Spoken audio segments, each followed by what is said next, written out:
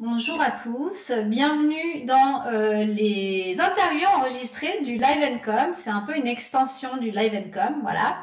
Et aujourd'hui, j'ai le plaisir, le grand plaisir, après notre petite aventure en live l'autre jour, comme promis, d'accueillir Thomas Gazio, qui va nous parler de comment développer rapidement son audience, sa liste de prospects et son influence grâce au sommet virtuel. Bonjour Catherine, merci de me recevoir.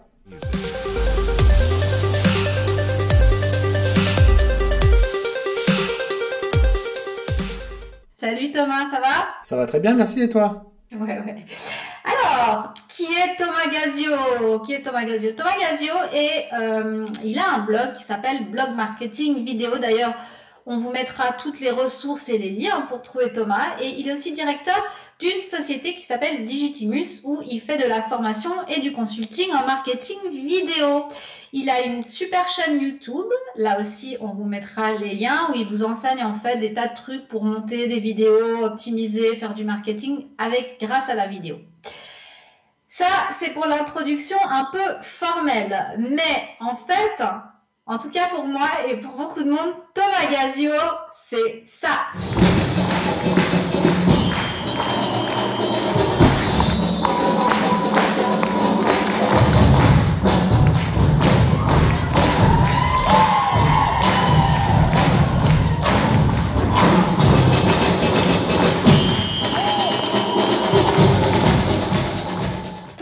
Aujourd'hui, tu es là pour nous parler d'un de tes projets, un truc absolument génial qui va avoir lieu le 13 mai, c'est juste? C'est ça, le samedi 13 mai, le Live Entrepreneur Challenge. Le Live Entrepreneur Challenge, ça commence à 9 h le samedi 13 mai sur Facebook et je ne sais pas encore à quelle heure ça va finir puisque je reçois une trentaine d'entrepreneurs. On va faire des lives en non-stop. C'est un véritable marathon de live avec beaucoup de valeur qu'on va donner lors de cette journée. Et la promesse de cette journée, c'est de pirater votre croissance sur le web en 90 jours. Il y a également une dimension solidaire à ce live, puisque tout au long de ces lives qui vont s'enchaîner, vous aurez la possibilité de faire un don à une association. Et en échange d'un don à l'association Le Sourire de Loup, on pourra en dire plus si on a le temps, eh bien vous pourrez avoir un maximum de bonus à télécharger. Voilà le côté solidaire de cet événement et on va passer un super moment, c'est un véritable challenge. Ok, génial. Donc là aussi, on mettra le lien de ta page, tout le monde peut y accéder le 13 mai à partir de 9 h du matin. Donc maintenant, en fait, tu vas vraiment nous parler des sommets virtuels. Donc les sommets virtuels, on en a déjà pas mal aussi en France. Évidemment, on est toujours un peu en retard par rapport aux États-Unis, mais il y a énormément d'avantages, en plus évidemment du plaisir qu'on a à faire ce genre de projet. Et il y a beaucoup d'avantages pour le marketing. Et justement, par rapport à ça, tu vas un petit peu nous expliquer plusieurs étapes en fait pour se lancer sur un sommet virtuel. Donc d'abord, explique-nous juste ce que c'est qu'un sommet virtuel. Oui, un sommet virtuel, c'est un événement où vous donnez rendez-vous à une audience pour venir en fait se connecter en ligne et venir en fait vivre un événement où vous en tant qu'organisateur, vous invitez plusieurs intervenants. Vous allez faire des interviews avec chacun de ces intervenants sur un sujet bien précis et l'audience en fait va venir se connecter à un espace privé pour consulter les interviews qui vont se débloquer tout au long d'une semaine si l'événement dure une semaine. Et à la fin de ce sommet, eh bien, vous pouvez proposer un package de produits. Il y a différentes façons de monétiser un sommet et on pourra en reparler pendant cette interview. Et donc en fait, pour résumer, c'est une conférence, comme une conférence dans la vraie vie, mais elle est en ligne et elle peut se suivre ou en direct, comme les webinaires par exemple, ou les Facebook Live, en l'occurrence ce que tu vas faire, ou alors, si on ne peut pas y accéder, eh bien, on peut avoir les replays. Maintenant, quand on veut faire un sommet virtuel, quelle est la première chose qui est très très importante avant de se lancer? La première chose la plus importante, c'est de bien choisir sa thématique. Ça veut dire que si par exemple vous êtes sur le développement personnel, vous savez que la thématique, le domaine est très très très large, eh bien il va falloir aller chercher une thématique bien précise. Je vais vous donner un exemple comme ça. Dans le domaine de l'éducation, On va parler, pourquoi pas, de la thématique de la parentalité bienveillante. Là, on est tout de suite sur une thématique bien plus spécifique que de dire simplement « je vous donne rendez-vous au sommet de l'éducation de vos enfants ». Ça fait un peu général. Pour vous donner l'exemple de mon événement le samedi 13 mai, j'ai pas dit voilà c'est le sommet du marketing internet ou c'est le sommet de développer votre business sur internet. J'ai trouvé une promesse précise qui consiste à dire pirater votre croissance sur le web en 90 jours. Et on va voir comment ça peut m'aider comme ça de proposer une promesse aussi précise avec des termes bien choisis et une promesse forte. Déjà ça m'aide en fait à préciser ma thématique. Et c'est super important pour vous d'avoir une thématique la plus précise possible. Sinon, vous allez vous éparpiller et vous allez vous louper sur les étapes suivantes, sur le positionnement de votre événement. Ok, donc la première étape, c'est vraiment de choisir sa thématique et trouver une niche. Et donc, la deuxième étape, qu'est-ce que c'est ensuite? Par exemple, si vous êtes sur le sommet de la parentalité, l'éducation bienveillante, ça va tout de suite vous aider déjà à positionner votre sommet, déjà à savoir identifier pour quelle cible vous proposez ce sommet. Donc là, vous allez pouvoir vraiment dresser le portrait robot de l'audience type, donc les jeunes parents, les parents qui ont un premier enfant ou qui ont leur deuxième enfant. Et donc, ça vous permet d'avoir une tranche d'âge comme ça sur l'audience que vous ciblez. Donc ça, en termes de positionnement, vous êtes déjà assez précis. Et surtout, ça vous facilite grandement vos démarches pour aller recruter des experts et des intervenants le jour du sommet, puisque vous n'êtes pas en train de dire je vais aller consulter tous les psychologues de l'éducation de l'enfance. Non, vous allez essayer d'aller cibler des experts qui sont, par exemple, sur la parentalité bienveillante. Voilà, c'est une thématique qui est assez ciblée, c'est une niche, et vous allez pouvoir faire des recherches et on verra quelles sont justement les bonnes techniques que je vous propose pour recruter ces experts. Mais c'est super important que vous soyez précis en positionnement sur à qui s'adresse cet événement et qui vous comptez inviter en tant qu'expert. Ok, donc en fait, il y a un truc qui est super intéressant, donc aussi par rapport au sommet virtuel et au niveau marketing, au niveau aussi parce qu'on fait pas seulement on fait aussi des sommets virtuels donc pour établir son expertise, pour offrir de la valeur. C'est en fait de choisir les bons intervenants et pourquoi en choisir certains plutôt que d'autres, en dehors du fait qu'ils soient sûrement peut-être excellents tous à leur manière. Donc explique-nous pourquoi tu vas choisir tel ou tel intervenant au lieu d'un autre. Alors, en fait, moi, ce que j'essaye de faire lorsque j'organise des sommets, et notamment celui que je prépare, j'essaye de faire un juste mixte entre ce qu'on peut appeler des têtes d'affiche, donc des personnes qui sont vraiment qui sont reconnues et on peut les utiliser en tête d'affiche. J'aime pas trop ça, mais d'ailleurs je les mets pas plus en évidence que d'autres intervenants. Et puis j'essaye de trouver aussi des personnes qui ont une vraie expérience, un vrai vécu sur la thématique que je propose, c'est-à-dire qu'ils ne sont pas nécessairement affichés comme experts du sujet. Par contre, ils ont une vraie expérience intéressante à venir partager sur un sujet précis lors de mon événement. Et comme ça, déjà, ça m'aide grandement dans mon recrutement d'experts puisque je suis pas en train d'aller me mettre à genoux face à des têtes d'affiche qui sont déjà très sollicitées et ça limite même mon succès de pouvoir recruter des intervenants disponibles pour le jour de mon événement.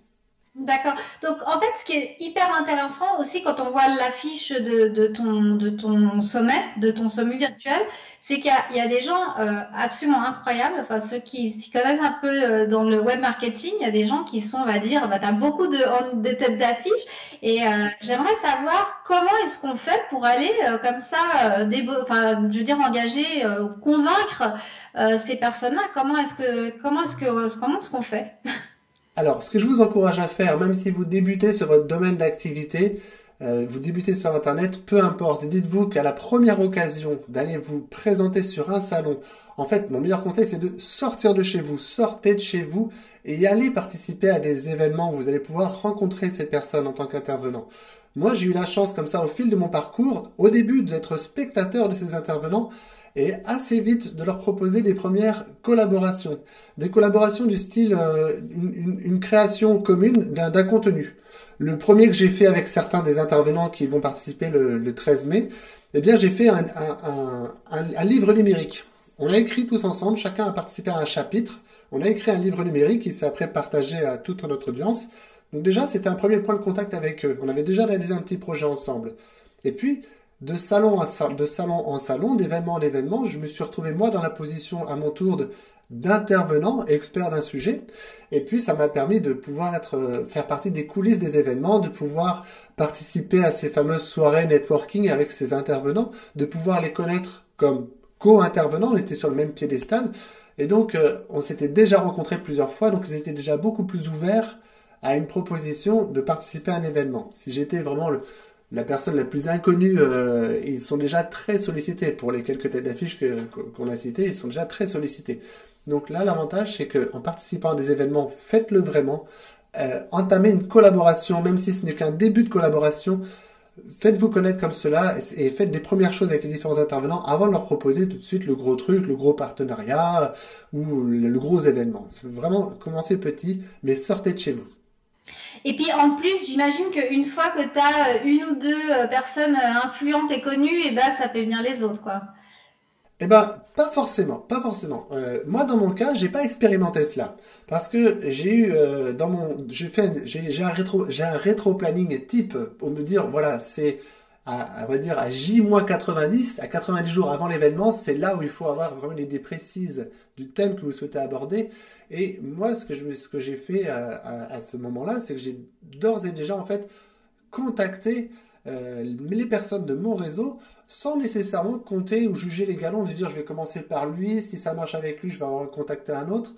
Non, je les ai contactés parce qu'ils faisaient partie de mon réseau et je me suis pas amusé à dire je sécurise d'abord les têtes d'affiche, puis après je contacterai les autres. Je les ai tous contactés au même niveau et j'ai été agréablement surpris d'avoir le succès d'adhésion et d'envie de participer à cet événement qui, peut-être que la dimension solidaire de l'événement en a touché certains. Le côté un peu nouveau de cet événement, puisque c'est un gros défi d'être en live pendant une durée assez longue et être une trentaine de personnes au même endroit, diffusées dans de bonnes conditions pour aller diffuser un super contenu pendant toute une journée. Le challenge était assez intéressant, ça les a un peu suscité leur curiosité, donc ils ont plutôt répondu favorablement. Ouais. C'est vrai que c'est la première fois que ça se fait comme ça, en tout cas sur le web francophone, hein, en live, en Facebook live comme ça. Donc ça va être vraiment génial. Venez parce que ça va être un truc de dingue. Maintenant, pour revenir un petit peu donc à la pratique en fait de tout ça, par rapport au marketing, j'imagine qu'il doit y avoir un travail d'enfer. Comment est-ce que tu t'organises? Est-ce que tu travailles avec d'autres gens? Tu travailles tout seul? Est-ce que tu as un calendrier? Enfin, tu nous as parlé de rétro-planning. Et comment est-ce que tu fais la promotion de cet événement? Alors, avant même de commencer à de promouvoir cet événement auprès d'une audience qui ne connaît pas encore cet événement, déjà j'ai travaillé sur le design de cet événement. Donc là, effectivement, on est sur du web design. Il faut que vous puissiez développer une thématique forte. Donc par exemple, moi sur ma thématique pirater votre croissance sur le web en 90 jours, le thème du pirate s'est assez imposé rapidement. Donc en plus, comme l'événement est solidaire, assez naturellement, j'ai appelé mes intervenants mes pirates solidaires. Et les tout premiers éléments de teasing que j'ai développés pour commencer à parler de l'événement, et là on est à peu près à J-70, où je commençais à préparer, 70 jours avant l'événement, je commençais déjà à préparer les premiers visuels. Je faisais déjà quelques teasings où j'étais déguisé en pirate, bon assez vite fait, hein, en pirate pour inviter mon audience déjà à venir participer à un premier teasing où j'allais parler de l'événement. Et puis, assez rapidement, j'ai travaillé sur un logo autour de cet événement. J'ai travaillé au web design, au design de la page sur laquelle je vais aller présenter l'événement, la page sur laquelle les personnes vont pouvoir venir s'inscrire à l'événement si elles veulent recevoir le programme de l'événement pour pouvoir ne rien louper le jour J.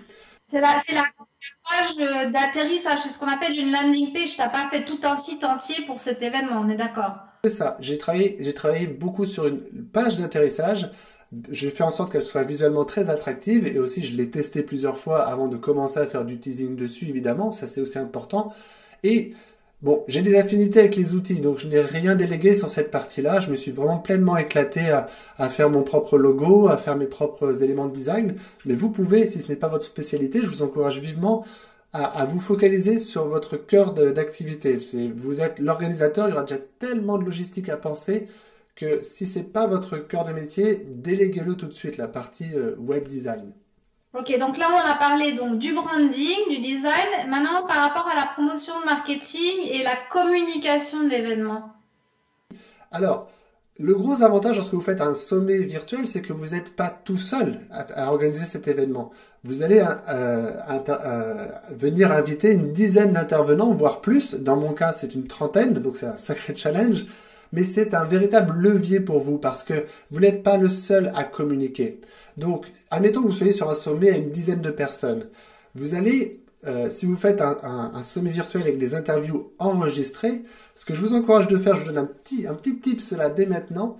Lorsque vous faites votre première interview sur un sujet lié à votre événement, proposez à la fin de l'interview de faire tout de suite la petite minute de teasing avec l'invité que vous avez là à côté de vous. Il est en train d'être enregistré en vidéo à côté de vous, donc profitez-en pour faire la petite minute de teasing avec lui pour lui dire merci de participer à l'événement, pourquoi tu encourages ton audience à venir participer à cet événement. Laissez-le répondre et prenez ce petit bout de vidéo que vous allez vous resservir par la suite comme teasing. Et la personne qui a participé à cette interview, elle sera ravie de relayer ce petit teaser, cette petite bande-annonce comme ça. Et vous pouvez faire ça avec chaque intervenant. Mais ce qui est très important, c'est d'utiliser justement le levier, d'avoir ces intervenants qui font l'effort de venir participer à votre événement. Utilisez ce levier jusqu'au bout et proposez-leur des modèles de communication pour qu'ils puissent les utiliser pleinement. Accompagnez-les parce qu'il ne faut pas juste estimer de dire voilà, je l'ai invité, donc normalement il va avoir la délicatesse de communiquer. Assistez-les vraiment pleinement dans cette action de promotion. C'est vous qui êtes organisateur. Eux ne font que relayer vos messages. Ils ajustent vos modèles de messages. Ils relaient l'information. Ce n'est pas des co-organisateurs. Faites très attention à cela. D'accord. Donc en fait, ça veut dire pratiquement que tu vas leur donner tout le matériel, les photos, les trucs pour que eux, ils aient le moins de travail à faire pour t'aider à promouvoir l'événement. C'est ça, c'est exactement ça. Alors après, encouragez-les évidemment à personnaliser le message, histoire que ça ne fasse pas un envoi massif comme ça de messages qui se ressemblent tous les uns des autres. Donc proposez à ce que chaque intervenant puisse avoir quelques paragraphes plus en lien avec son sujet à lui, comme ça il s'approprie pleinement le message de communication. Et donc vous pouvez utiliser pleinement le pouvoir des autres intervenants comme un levier. Ok, super. Maintenant, donc en fait, par rapport, c'est énormément de travail quand même d'organiser tout ça. Est-ce que ça va générer, bon, en l'occurrence, attention, parce que là on parle d'un événement qui est pour une levée de fonds pour une œuvre caritative. D'ailleurs, on mettra le lien aussi sous la vidéo pour ceux qui veulent aller voir en fait pourquoi est-ce que Thomas entre autres a organisé cet événement. Mais admettons que les gens se disent bon moi je vais faire un sommet virtuel pour me gagner de l'argent. Est-ce que c'est réaliste? Est-ce qu'on peut se gagner de l'argent ou est-ce que c'est plutôt un événement de visibilité et de marketing? C'est les deux. Le gros avantage d'un sommet virtuel, c'est que sur un instant, vous êtes l'organisateur principal d'un événement, donc ça va rapidement vous positionner comme l'expert, alors pas l'expert par-dessus les autres experts, mais vous allez être presque mis sur le même piédestal que vos intervenants, et vous êtes l'organisateur qui, vraiment en termes de positionnement, c'est très très bon pour votre visibilité, votre personal branding, de positionnement d'expert comme ça sur un sujet donné. Après, en termes de monétisation, il y a différentes stratégies, on pourrait les passer tous en revue, mais les principales, et celles qu'on voit le plus souvent, c'est que à la fin de cet événement, qui est en fait l'accès à chaque interview sur un espace privé, eh bien, tout cela est assez éphémère parce que à la fin de l'événement, vous retirez l'accès à ces contenus. Et les personnes, si elles veulent pouvoir conserver l'accès à ces vidéos, parce qu'il y avait des interviews très pertinentes, si vous mettez quelques ressources complémentaires téléchargeables, pour donner accès en permanence à ces contenus, alors vous allez vendre un access, l'access pass, comme on dit. C'est un upgrade en fait, on va dire, c'est un upgrade. C'est ça, vous vendez en upgrade la possibilité d'accéder sans limite de durée à tous les contenus. Voilà. Et c'est également la possibilité en termes de monétisation pour vous de proposer pourquoi pas à la fin de cet événement proposer un programme complémentaire que vous avez confectionné vous-même, ça va être un formidable complément à tout ce que les personnes sont venues recevoir lors de l'événement. Donc non seulement les personnes peuvent déjà acheter l'Access Pass, donc l'accès à l'information sans limite de durée aux interviews et aux ressources que les intervenants ont bien voulu mettre à disposition, et puis vous mettez en complément le bonus des bonus, ou ce qu'on appelle une vente additionnelle. Vous mettez en plus un programme que vous avez confectionné vous-même, qui est pleinement complémentaire à l'événement. Donc là, on est sur une stratégie de vente additionnelle. Et il y a plein de trucs comme ça, il y a plein de possibilités. Même sur mon événement, même si je suis sur un cas où je cherche à récolter un maximum de dons pour une association, je pourrais aussi, et je vais tenter de le faire, de couvrir une partie des frais d'organisation de l'événement grâce à du sponsoring.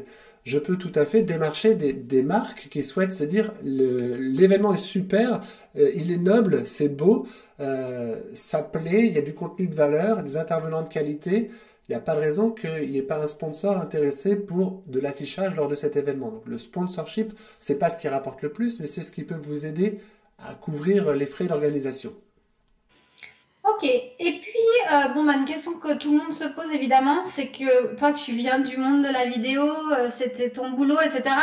Mais pour nous qui ne sommes pas des pros de la vidéo, ni de la tech, etc., comment est-ce qu'on va faire au niveau technique, hein? Comment est-ce que ça se passe? Est-ce que nous on peut le faire tout seul? Raconte-nous. Oui. Techniquement, l'avantage du sommet, c'est que selon vos ambitions, vous pouvez, il y a toutes les solutions techniques à votre disposition en face. Le plus simple et le plus souple, c'est de faire des interviews enregistrées. Vous vous aventurez pas à donner un rendez-vous le mardi à 20h en croisant les doigts pour que pendant l'événement, si vous faites une diffusion en direct, voilà, que l'intervenant que vous interviewez, il soit bien là à 20h, qu'il n'y ait pas de souci de connexion, que le lendemain, s'il y a un autre intervenant qui prend la relève, que pareil, vous croisez les doigts pour que ça se passe bien.